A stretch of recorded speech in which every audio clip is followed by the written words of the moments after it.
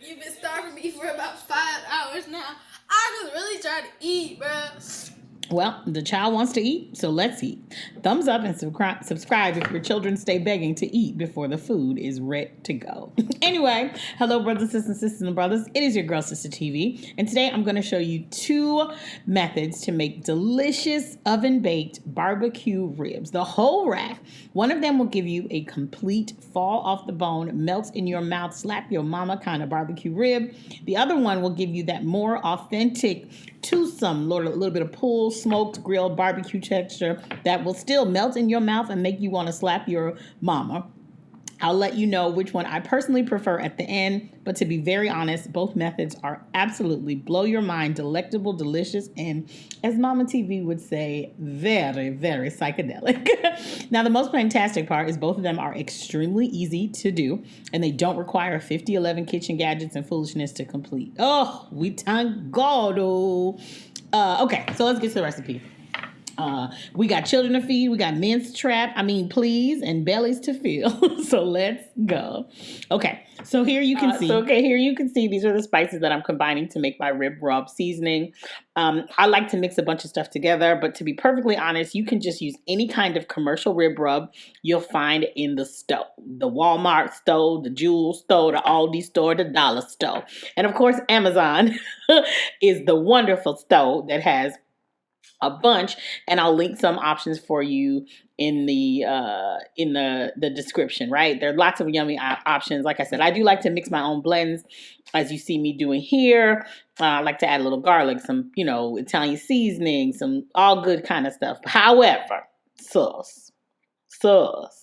Now you and I both know if seasoning ain't in your spirit, if flavor is not your ministry, do not, did you hear me? I said, do not just slap some parsley and paprika and sadness on your meat and call this meat seasoned and on its way to flavor time. You need flavor. You need garlic. You need Lowry's. You need salt. You need pepper. You need to push it real good.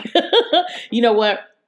Honey, just order the rub, sugar. Your family ain't got time for you to be messing this one up, girl. And I didn't make this video for you to be out here serving those sad, unseasoned meat. Okay? All right. So now that we got our rub together, one thing I want to tell you about the rub is that when you use the rub, if you're going to make your own, don't use too much sugar or brown sugar because those things will kind of burn in the oven. That's the same thing if you're doing it on the grill. But anyway, let's take a gander at these gorgeous ribs. Now, I got these ribs from Sam's. Because Sam's really does always have really great prices for ribs. And I always choose to get the spare ribs or what they call the St. Louis style of ribs. I like the extra meatiness, and they are typically larger and better priced than baby back ribs. I know that's what people are really familiar with because of Chili's baby back ribs. I want my Chili's baby back ribs, barbecue sauce. Are they gonna, baby? I don't know. Maybe I shouldn't have said that. I might have to cut that out.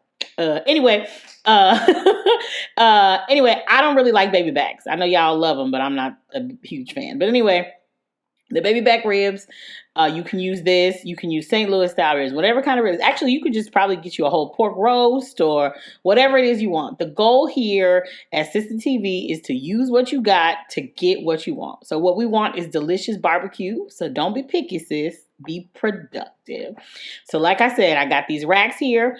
They're delicious and they're fantastic. So this is what I'm going to use. Now, one of the things when you have rib racks is that on the back of them, there is a membrane. Now, some people love to remove the membrane.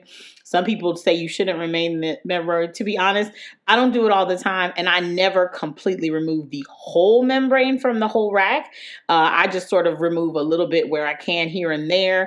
It's sort of a slippery, kind of messy, not even a messy process. It's just I don't know. I don't really bother with it that much because I don't think it makes that much of a difference to me. Now, as you can see here, I am using a dry paper towel to help you grip that membrane because it's very slippery. And when you get a good grip on it, then it's very easy to pull off. Now, if you have trouble with this or whatever, you can just kind of score it, right? Just get a knife and kind of score it in a couple of different places and just, score the membrane on the back of the rib. What that membrane removal does is kind of make it softer. But I think the way we cook it will make it softer because we like to keep it simple, sis. Simple pimple, sis. Simple pimple. Speaking of pimples, wash your meat, sis.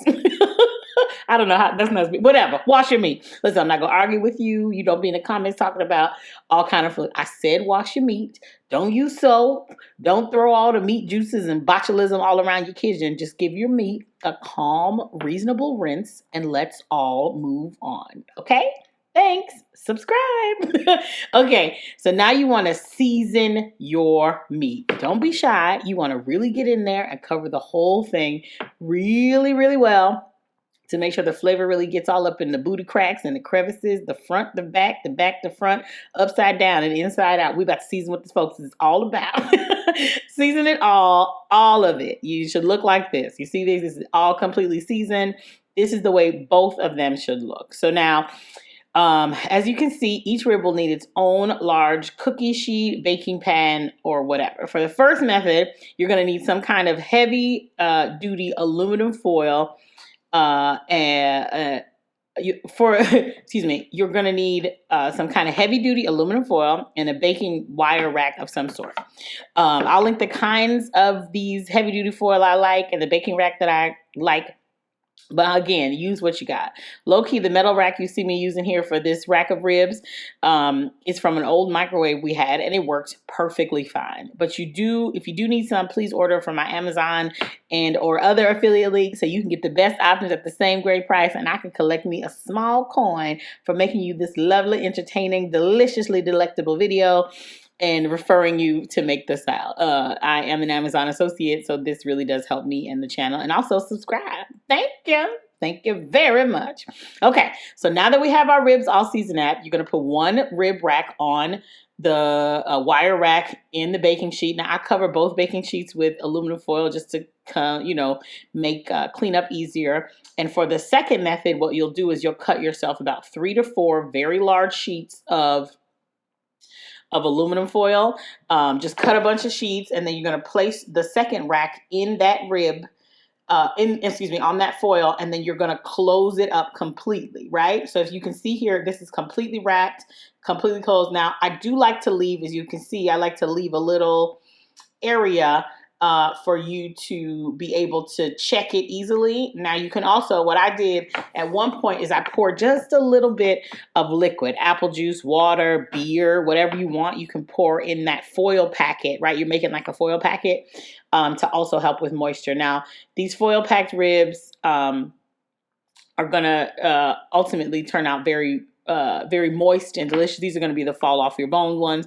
And by putting the other one on the wire rack, what that does is allow more air to circulate around the ribs and cooks it just as great and gets it just as soft, but it does give it more of like a grilled barbecued, like we put this on the grill or in the smoker kind of taste and feel. So I personally really do like the one that you make on the wire rack because I like that more authentic sort of toothsome pull on a rib. But if you like melt your mouth ribs, baby, these other ones, as you'll see later on, those are the ones for you. So anyway, I put them into the oven.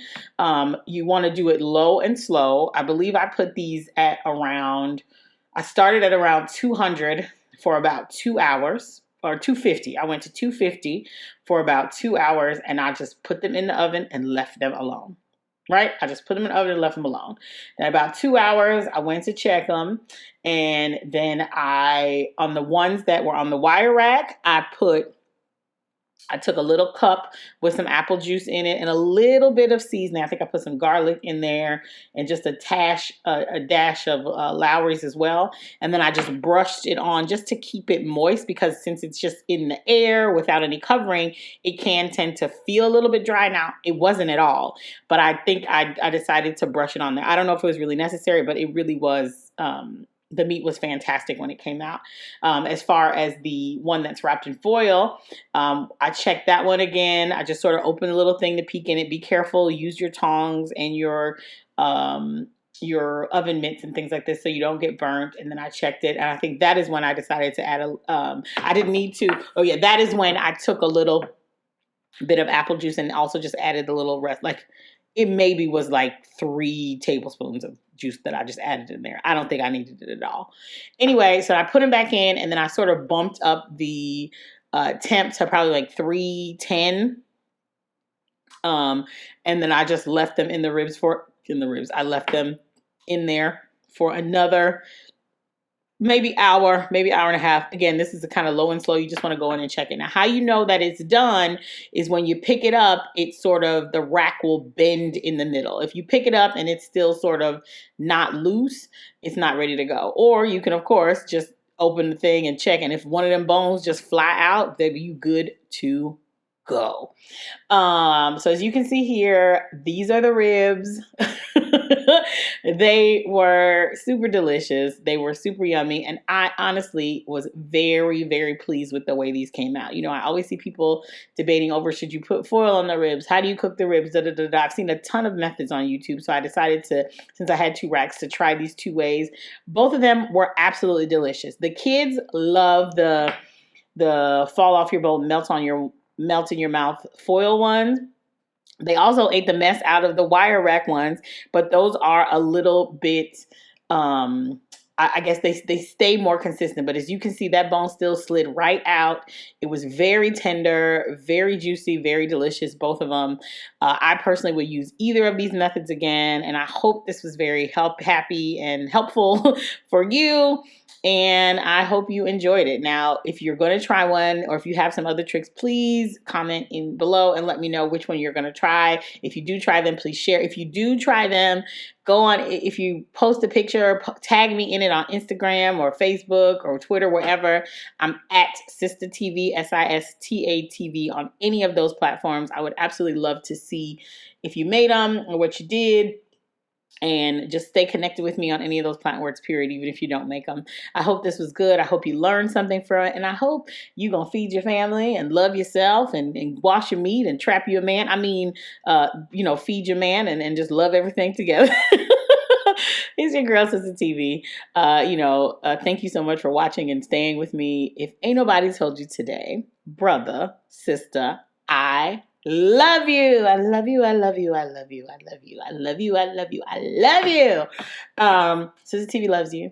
And you need to get in the mirror, tell yourself you love yourself, and treat yourself like it. Cook yourself something good for your family. Get you some nice baked potatoes, some good old salad and asparagus, and just feed yourself.